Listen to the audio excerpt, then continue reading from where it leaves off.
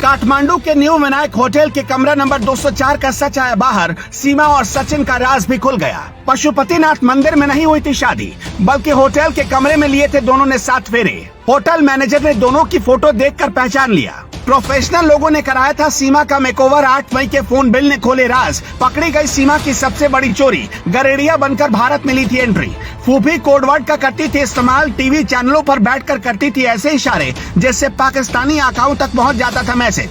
IB ने खोले राज तो फिर से नस काटने लगी सीमा। लखनऊ में पकड़ा गया जासूस। रोते और चिल्लाते कटी सीमा की रात। सीमा हैदर और सचिन मीणा पर बहुत बड़ा खुलासा हुआ है। ये खुलासा नेपाल से जुड़ा हुआ है। नेपाल के काठमांडू में न्यू विनायक होटल के कमरा नंबर 204 में मई के महीने में क्या हुआ? जी हाँ, मार्च के महीने में नहीं बल्कि मई के महीने में ही सीमा हैदर नेपाल पहुंची थी।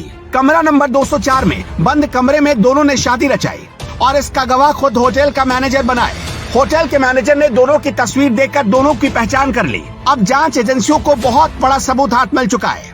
शक तो तभी हो गया था जब सीमा हैदर और उसके बच्चे ग्रेटर नोएडा आते ही सचिन को पापा पापा कहने लगे थे। नोएडा आते ही सीमा सचिन को पति की तरह पूजने लगी। उसके चारों बच्चे सचिन को पापा बुलाने लगे।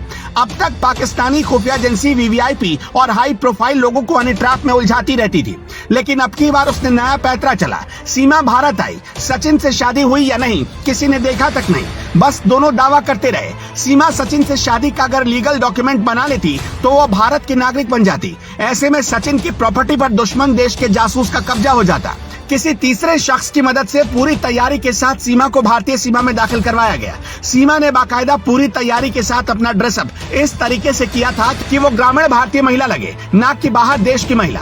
नेपाल भारत की सीमा की सुरक्षा एसएसबी के जवान करते हैं। सीमा पर हाई रेजोल्यूशन कैमरे लगाए गए जहां से किसी का भी बच पाना नामुमकिन है, लेकिन वहां के सारे वीडियो फुटेज खंगाल लिए गए पर सीमा सचिन नहीं मिले। ऐसी आशंका है कि गरेड़िया का वेश धरकर सीमा और सचिन दोनों बॉर्डर को पार कर गए। बच्चों को भी इस हिसाब से गेटअप दिया गया जिससे किसी को भी शक नहीं हुआ और सीमा सचिन भारत में दाखिल हो गए। सीमा हैदर के मामले में ये सबसे हैरान करने वाला खुलासा लखनऊ से हुआ है, जहां सीमा का एक बड़ा राजदार पकड़ा गया। सीमा हैदर को गेटअप बदलने के लिए प्रोफेशनल ट्रेनिंग मिली। सीमा हैदर के लुक को किसी गांव और देहात की महिला की तरह दिखाने की खातिर स्पेशलिस्ट तैनात किए गए। सीमा हैदर को दुबई में कैसे रहना था, नेपाल में कैसा लुक रखना था और किस वेश में भारत नेपाल सीमा को पार करके भारत में दाखिल होना था, इसके लिए बाकायदा ट्रेन लोगों को रखा गया। सीमा को साड़ी पहनना सिखाया गया। हिंदू बनकर सिंदूर कैसे लगानी है ये भी बताया गया। मीडिया सोर्स का दावा है कि सीमा को हर मौके पर कैसे गेटअप बदलना है इसके लिए बाकायदा 1 साल तक ट्रेनिंग मिली। सीमा को दुबई तक पहुंचना है और दुबई से नेपाल कब जाना था ये भी पहले से तय था। भारत आने से पहले सीमा ने 70,000 पाकिस्तानी रुपयों में एक मोबाइल फोन खरीदा। जरा सोच कर देखिए, जो खुद को गरीब बताती है उस महिला के पास 70,000 रुपए कहां से आए। यूपी एटीएस के अधिकारियों ने सीमा हैदर से ये भी पूछा कि क्या तुम कोई कोडवर्ड का इस्तेमाल करती थी। पूछताछ में एटीएस ने सीमा हैदर से जब पूछा कि क्या उसने कभी फूफी और फल जैसे कोडवर्ड का इस्तेमाल किया। दरअसल पाकिस्तानी खुफिया एजेंसी आईएसआई के कामकाज की कोड लैंग्वेज में फूफी उस शख्स को कहा जाता है जो अपने देश से जुड़ी जानकारियां आईएसआई तक भेजने का काम करता है। वहीं फल कोडवर्ड का इस्तेमाल रुपयों के संदर्भ में किया जाता है। यूपी एटीएस ने सीमा हैदर से भी पूछा कि तुम इतनी शुद्ध हिंदी कैसे बोल लेती हो, तुम्हें हिंदू रीति रिवाजों के बारे में किसने बताया। सीमा हैदर के पास से 8 मई का एक मोबाइल फोन बिल मिला और 8 मई को ही सीमा का पासपोर्ट जारी हुआ है और इसके 2 दिन बाद यानी 10 मई को उसने पाकिस्तान छोड़ दिया।